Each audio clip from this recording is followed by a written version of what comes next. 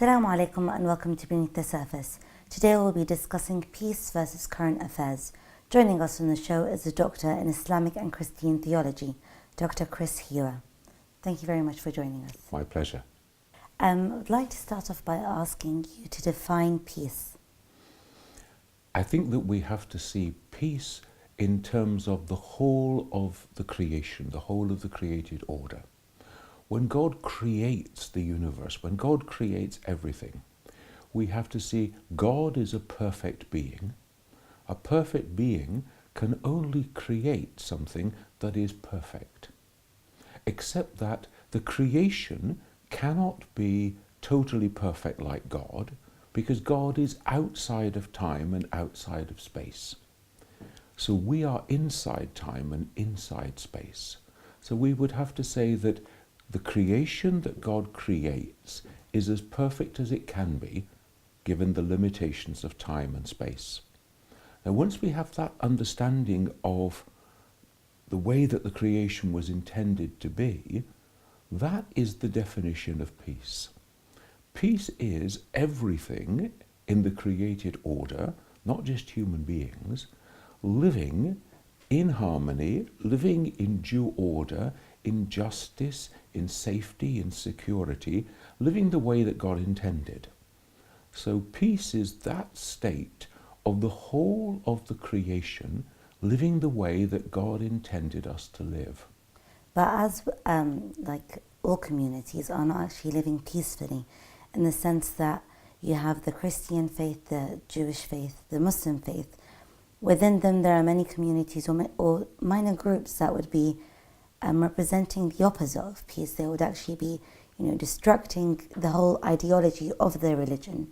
Even though the religion, when greeting one another, both the Christian, Jewish and Islamic faith would say salam or shalom, which actually means peace, but we don't actually follow it. Why do you think that is?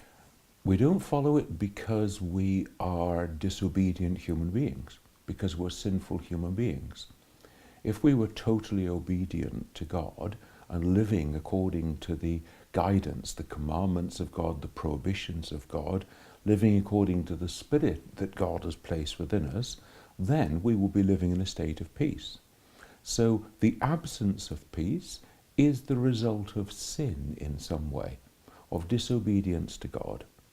Now it could be our individual disobedience, or it could be the disobedience of the society in which we live, all sorts of disobedience, but it is a lack of harmony between elements of the creation. When we were young, we were always told that one day there is going to be peace in the world and everyone is going to live in harmony. But from your definitions, it doesn't really seem that way, because peace is something a bit harder to achieve. One day we can certainly hope, please God, that there will be peace in the world, but that can only come about when we have established this justice, this harmony, this due balance.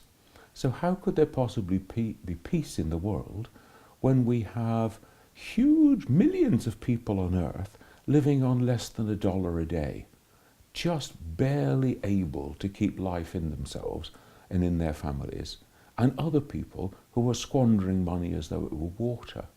You can't possibly have peace in that situation. So hopefully we're all moving toward peace, but it certainly isn't something that's going to happen just in a week. Can you please tell us the link between peace and justice? Yes, because justice is a fundamental element of this creation that God has created. So justice means everything in its rightful place, everything in the right order, in due proportion. If you and I are living in a state of justice, that means that I am paying my fair share, I am paying you a fair wage for what you do, that I pay you on time, I don't exploit you, so that then we can live in a state of peace. Now, if we say, well, peace means there's no more fighting, and yet the solution is fundamental injustice between peoples, then there'll be no peace. So without justice, there can be no peace. They are intrinsically linked. and justice in many different ways. It's not just a question of law courts and crime and this kind of justice, but we have the injustice of economics, we have the injustice of cultural domination, of some people wanting to impose their culture and their way of life on other people. We have the injustice of people wanting to impose their religion on other people. So all these injustices, economic, political, cultural, social, religious, they stop peace developing, they stop peace forming. And so when we hear of peace talks going on around the world, there can be no possible peace between peoples if you don't address the fundamental injustice that lies at the root of the conflict. So if we're to look at Palestine, for example, as the injustice is there in the sense that, you know, the Zionists are taking over as much land as they possibly can, no peace would take place as that is continuing, basically. Correct. How can you possibly say, let's have peace, let's make friends, when I have stolen from you your land, your way of life, your family home, your trees, everything that rightfully belongs to you, and they say, oh, no, well, let's make friends. You can't make friends under those circumstances. Peace can only flow from justice. And so if we get peace settlements that leave manifest injustice unaddressed, then we can't expect that peace to last. How can we as individuals start it off? Because the whole nation would change if an individual changes themselves first. So how can we try and implement the whole purpose of justice and peace in our lives for us to hopefully make a change within our communities? I think the first thing is that we have to understand what is peace.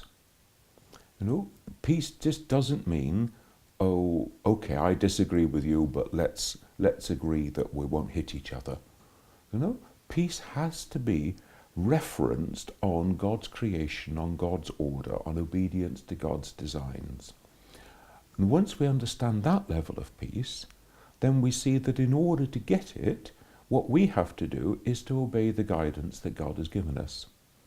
If we live according to that guidance and we live a godly life, that will be a life that is justice. We will do justice. You know, the Quran tells us very strongly, do justice even if it goes against yourself.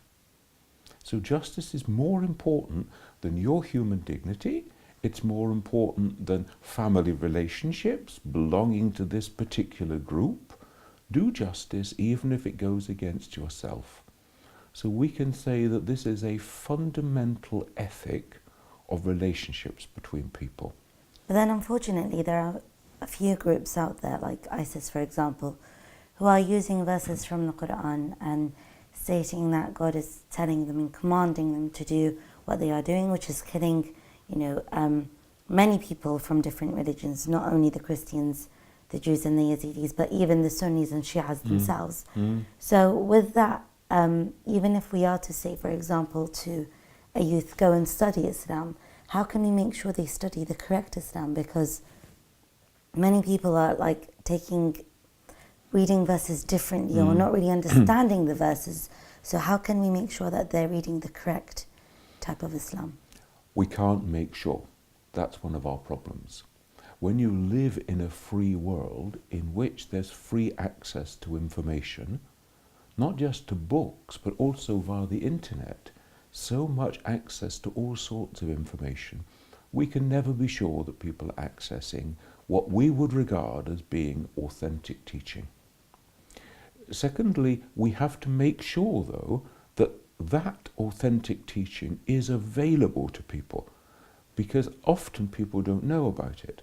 So, for example, back in November, there was a group of scholars got together based at the Al-Azhar in Cairo, and they drew up a letter to Baghdadi, 20 points of a letter addressed to the so-called caliph of the so-called Islamic State, pointing out to him on the basis of Islamic teaching, on the basis of Quran, Hadith, and the ijma of the scholars, that what you are doing is totally un-Islamic. Now, that document exists. It's a fatwa, if you like. It has been countersigned by hundreds of leading Muslim scholars, but it's not widely known. Now, we actually need to make that more widely known so that we can say to young people who are tempted toward a group like ISIL that, look, read this. These are genuine Muslim scholars. This is what Islam is saying, and they are condemning ISIL in 20 points, absolutely every point.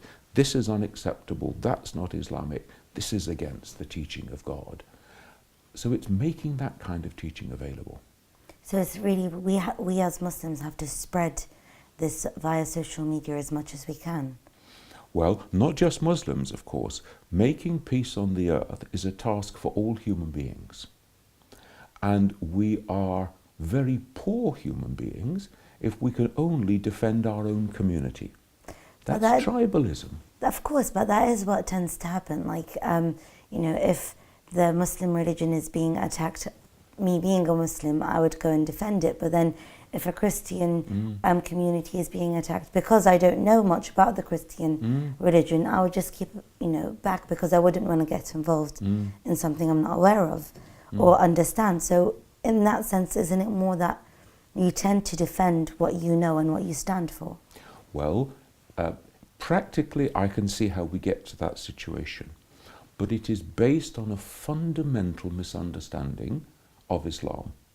It's actually tribalizing Islam, because the Quran never tells us this is guidance for a bunch of people called Muslims. This is guidance for all humankind. The Prophet is not a blessing for a bunch of people called Muslims. The Prophet is a blessing for all the worlds, for the whole of creation. So therefore, if we're true to these Islamic ideals, then there is only one people, that is the human people, the human race. And therefore, we need to be seeing that guidance, and we need to see a way of making it applicable to all human beings. So if our Islam only makes sense to a bunch of people called Muslims, it's not Islam. It's some sort of cultural tribalization. Because the Quran doesn't speak to Muslims, it speaks to humankind. The Prophet speaks to humankind. Therefore, if this is authentic Islam, it must touch the heart of every single human being. Even if they don't agree, even if they don't fully come to follow the path of Islam, the words of the Quran, the words of the Prophet, must be made in such a way that they speak to their hearts. Now, this means that wherever there is injustice, this is the task of a human being to address this injustice. You know, we have the saying of Imam Ali that every human being is either your brother or sister in faith or your brother or sister in humanity. So if you are brothers and sisters, then the fact that one is a Muslim, another is a Jew, another is a Christian, this is irrelevant in terms of standing up for our common human dignity or for our human rights. That is true, but then when we look at the media and how it tends to attack different communities, like for example with the cartoons being drawn about the Holy Prophet, that attacked the Muslim community and provoked them in acting in a way which of course none of us accept, but still the fact that they were able to draw cartoons and you know, take it to the extent and reprint them again, that is kind of like something that the media is doing to keep us divided and not make us come together, which is a great problem. I think that there are lots of people in society who work on the old principle of the Roman Empire, divide and rule. So the more you can divide people up, the more you can set one group against the other, the more that you can emphasize difference, the easier you can control them. And this is happening a great deal in society.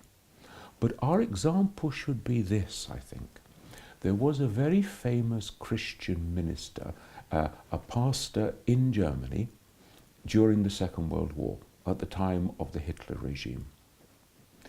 And he said, he tells the story, if you like. He says, first of all, they came for the Jews.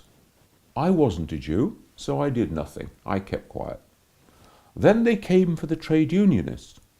I wasn't a trade unionist, so I did nothing. I kept quiet.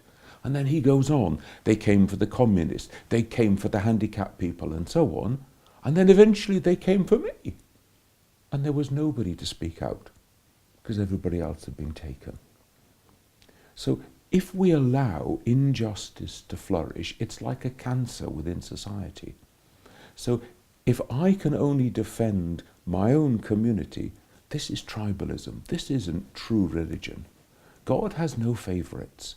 God wants justice to rule in the heart of every human being. So I must campaign for justice for your community, otherwise I'm being untrue to the teaching of God. So we have to break this tribalistic mould which is there. And of course it happens not just between religions, but within religions too. So that people will say, oh, I should give sadaqah for suffering Shia, for example. This isn't sadaqah. This isn't sadaqah. This is mutual benefit within a community. Sadaqah is to relieve human suffering. So whoever is a human being who is in need, they are the rightful recipients of sadaqah. So we need to rechange our thinking here. We really do need to change. And I was wondering if you have a story by the Ahlul Bayt or one of our prophets that would actually, represent the idea of giving humanity and not just, helping the people around you and people within your community. So hopefully our audience can gain and understand more about our Ahlul Bayt and prophets. Let's take, for example, one episode from the life of the Prophet.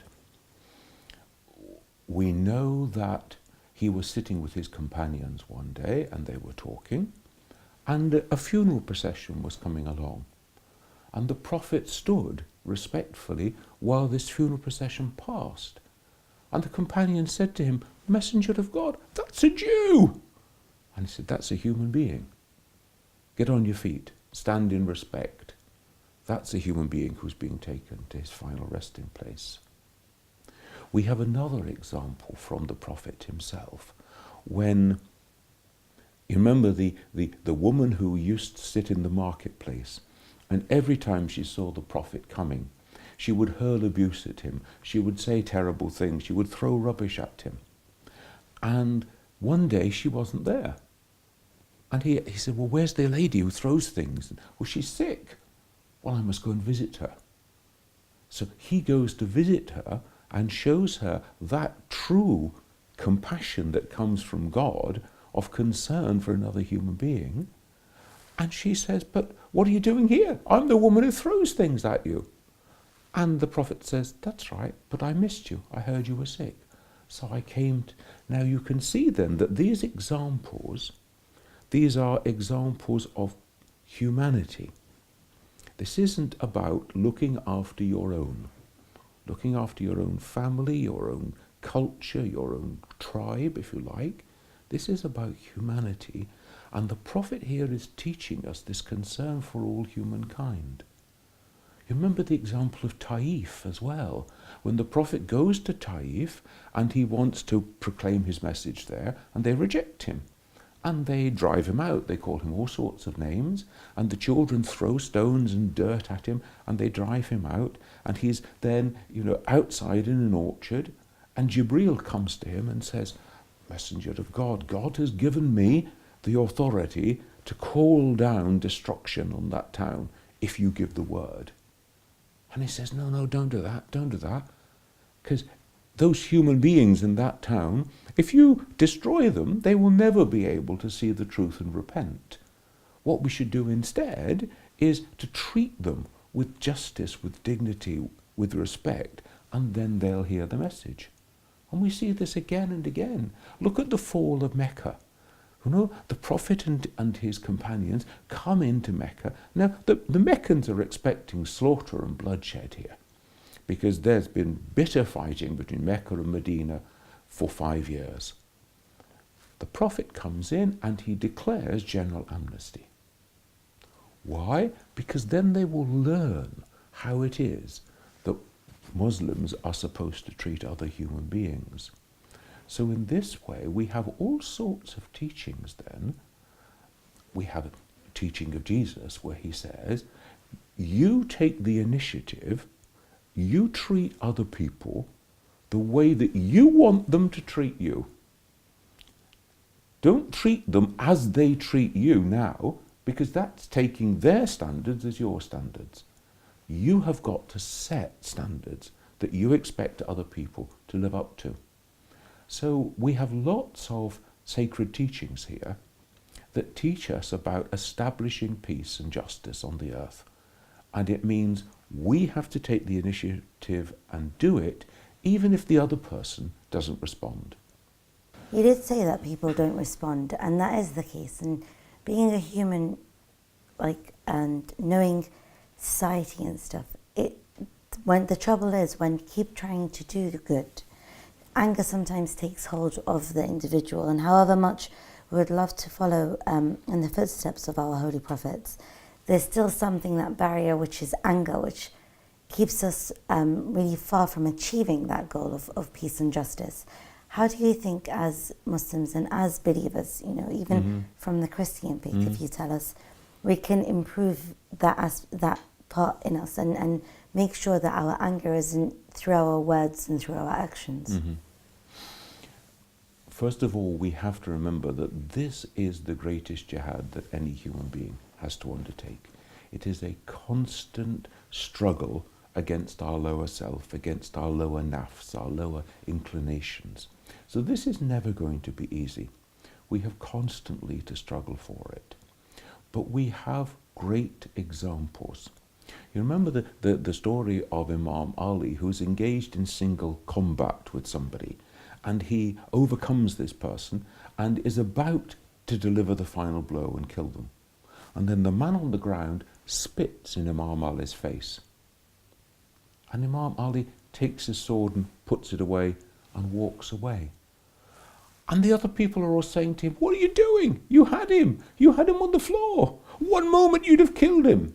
And Imam Ali says, yes, I would have done if I could have killed him before he spat in my face. But once he spat in my face, I've been killing him for all the wrong reasons.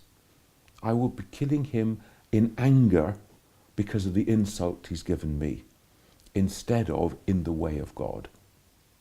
Now, if you can imagine that action, where you're struggling for justice, struggling for inner discipline, inner control, you're walking away from that which is going to take you down to a lower level.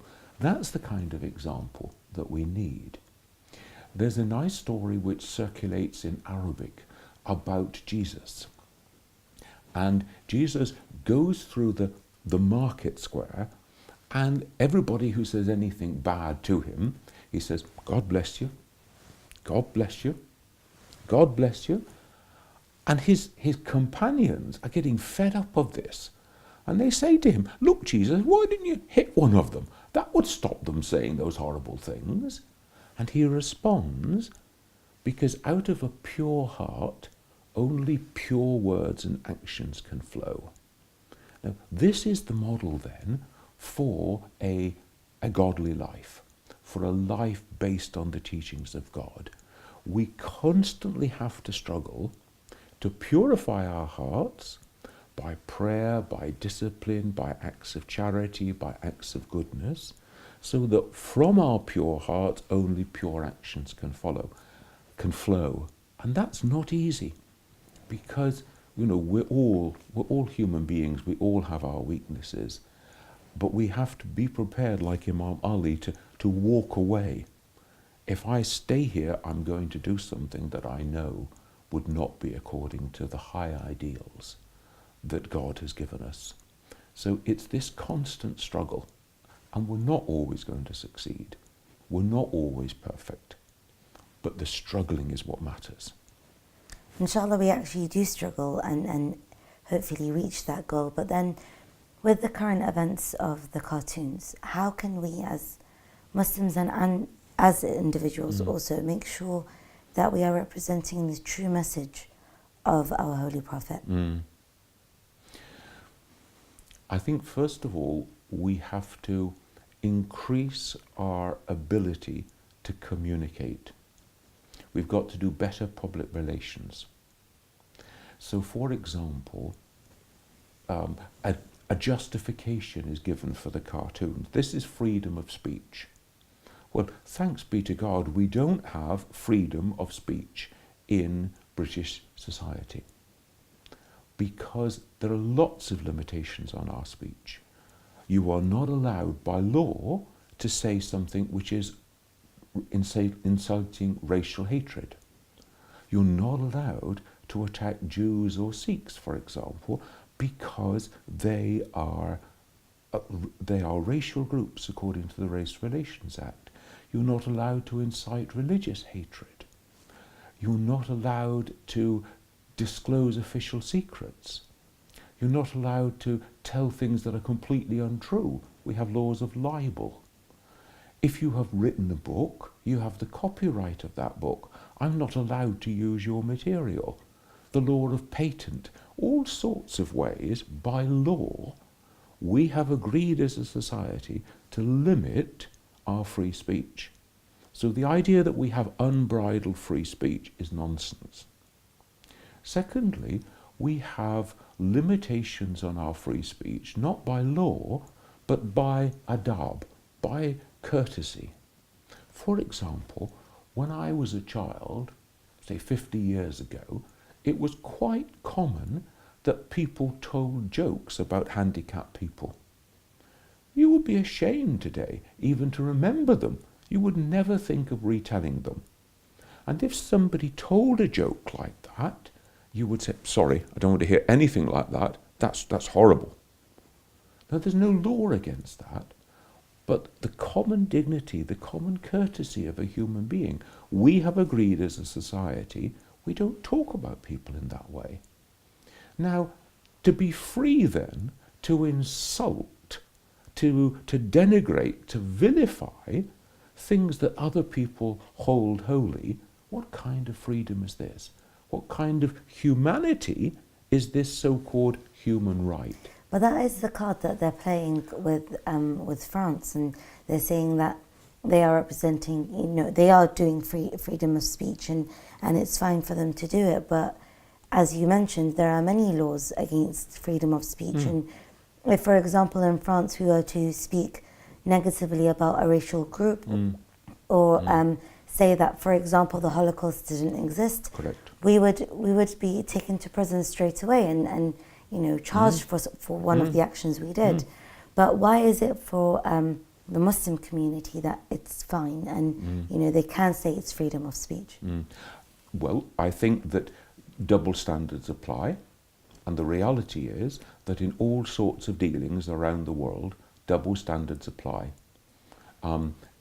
You have United Nations resolutions, and you'll have politicians who tell you, we must act, the United Nations has decided. On the other hand, you can have United Nations resolutions, dozens of them, and the politicians totally ignore them all.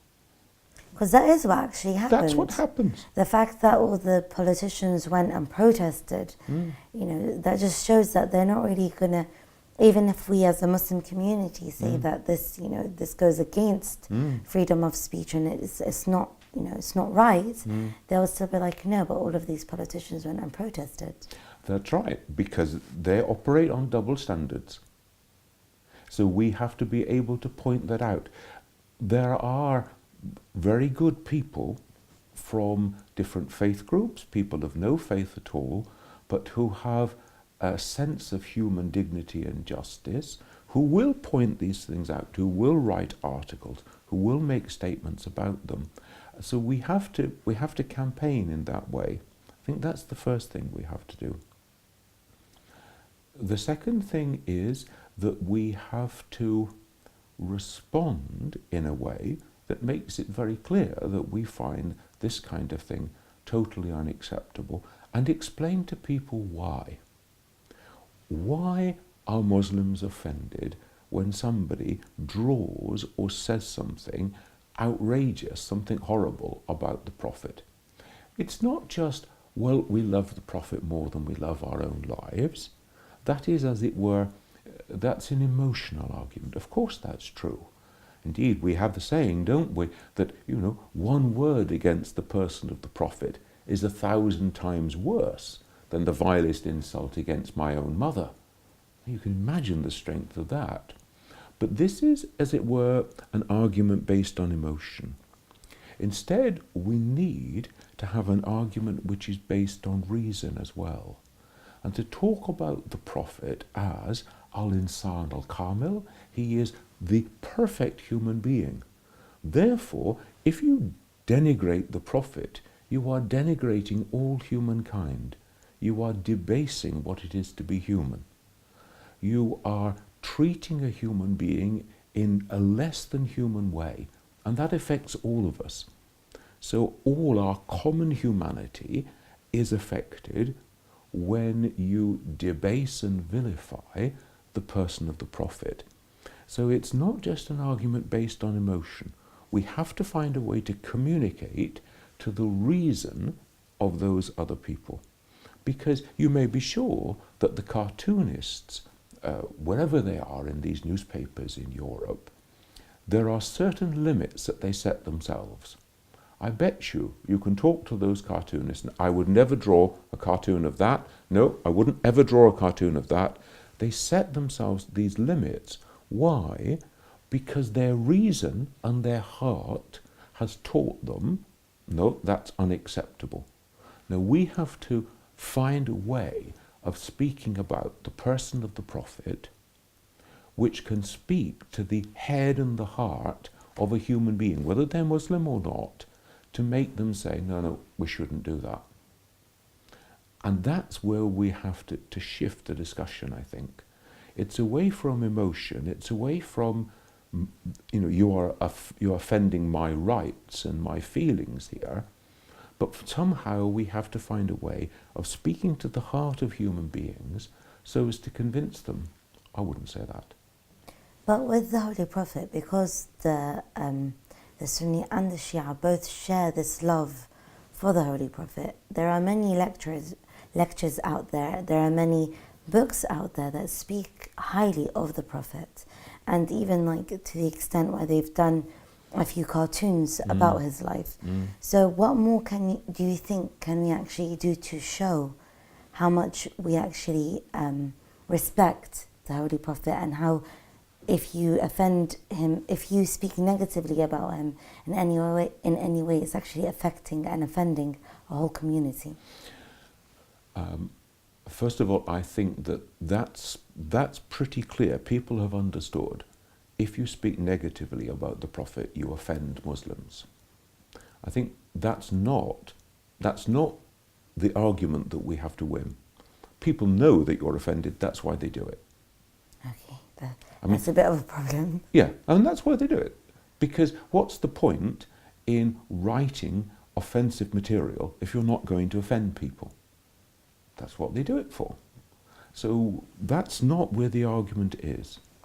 And there are, of course, lots of material out there by Muslims speaking to Muslims within a Muslim paradigm, a Muslim framework, explaining why we love the Prophet so much. But that's not where the argument is either. Because Muslims know that. Muslims know we're to love the Prophet. What we have to do is to find a way of communicating not just the love of the Prophet, but why we love the Prophet to non-Muslim and non-religious people. We've got, as it were, to humanize it so that it appeals to every human being. Because if we can't do that, then really all we're doing is pleading special cases. So I would want to say, of course we shouldn't offend or we shouldn't speak badly about Prophet Muhammad, but we shouldn't speak badly about Guru Nanak either. We shouldn't speak badly about any person that any faith community holds to be holy, noble, full of dignity, full of blessing, full of goodness. That should be the criteria. So if you tell me that this person is so important in your life, in your community, I won't speak badly about them, even though maybe, this person is not so special to me. But then, because there are many articles and many books about the Holy Prophet and about how, and many of the authors have actually tried to degrade him as much as they can, and giving all these evidence and twisting a few verses in the Holy Quran, but they've still, published their books. With that, can we say that's kind of like, we can justify that slightly and accept that because it's an academic piece? I think that there is a difference between academic difference of opinion and academic investigation. There's a difference between that and vilifying somebody. And I think that we ought to be able to define what that difference is, legally, as it were, but also we ought to be able to feel that within ourselves. The reality is, I am a Christian. However much I respect Muhammad, I can never regard him in the same way that you do as a Muslim. Because if I were to hold him in that regard, I would be a Muslim. So the mere fact of me being a Christian means that I cannot see the Prophet in the same way that you do. And it means I cannot say some of those most noble things that you would want to say about Prophet Muhammad. But that's an academic difference, as it were. That is no justification at all for me saying something disparaging, vilifying him in some way. I can say that there are elements of the teaching of Prophet Muhammad which are not in agreement with elements of Jesus' teaching. As I am a Christian and I follow the way of Jesus, I have to say that I cannot see that in the same way that you can. Well, that's a perfectly reasonable thing to do. Nobody should be offended at this kind of comment, because this is the comment, a respectfully expressed comment between two intelligent people of two different faiths. But that's a world away from deliberately setting out to offend, to vilify, to disparage somebody. That's what we have to do. That's what we have to change. But then how can we change that? Because there's always the argument of this is an academic piece, they've used sources from the Holy Quran, from the Ahadith and so on. So with that, you can't actually make a legal case, for example, out of it. I think that if there is an academic article that's written, then academics can respond to that and say, yes, you've taken this verse, but you've misinterpreted it. You've not taken into consideration that verse, and so on. That's academic dispute, academic debate. That goes on all the time. But that can be conducted in a way that is respectful and which realizes that I am treading on your holy ground, or you are treading on my holy ground. So therefore we can do this in an atmosphere of respect. That's different from vilification. That's different from disparaging somebody. Even though, there are, of course, Western academics who will say, for example, the Prophet never existed. Well, you can say the Prophet never existed as an academic without being disrespectful to the person of the Prophet. So you're not saying, some terrible thing that, attacking his character. You are academically saying, well, there's no justification to say that he ever existed. Okay. Another academic will say, well, I don't agree with that, and here are my reasons. So we need to help people to see the difference between academic disagreement and debate and the way that should be conducted, and that's very different from vilifying somebody. And that's what we need to stop. Well, then how can we actually stop it? Being, youth in the community, in the British community with our university or our work, how are we going to have the time, firstly, and then take the right steps in stopping it without causing any trouble? I think the first thing we should do is that we should build an adab, an etiquette in our life that says, I will not speak badly about anybody. Our mothers used to teach us at one stage, if you can't say something good about somebody, don't say anything. So we need to train this kind of etiquette. Now we know that amongst Muslims, you have people speaking badly about other groups of Muslims. They're not real Muslims. This is not an Islamic adab. So we need to train it on that level, first of all. I will never speak disparagingly about anybody. I will keep quiet if necessary. Now, once I've begun to change my life in this way, people will say to me, Naka, why do you never speak disparagingly about people? Because that's what my Islam teaches me. This is the etiquette that I try to follow. I think I might try that too. We can only go in small steps. We cannot change the whole world in one day. Of course we can't, and unfortunately we've run out of time. But thank you very much for joining us, and thank you very much for watching Beneath the Surface. See you next time.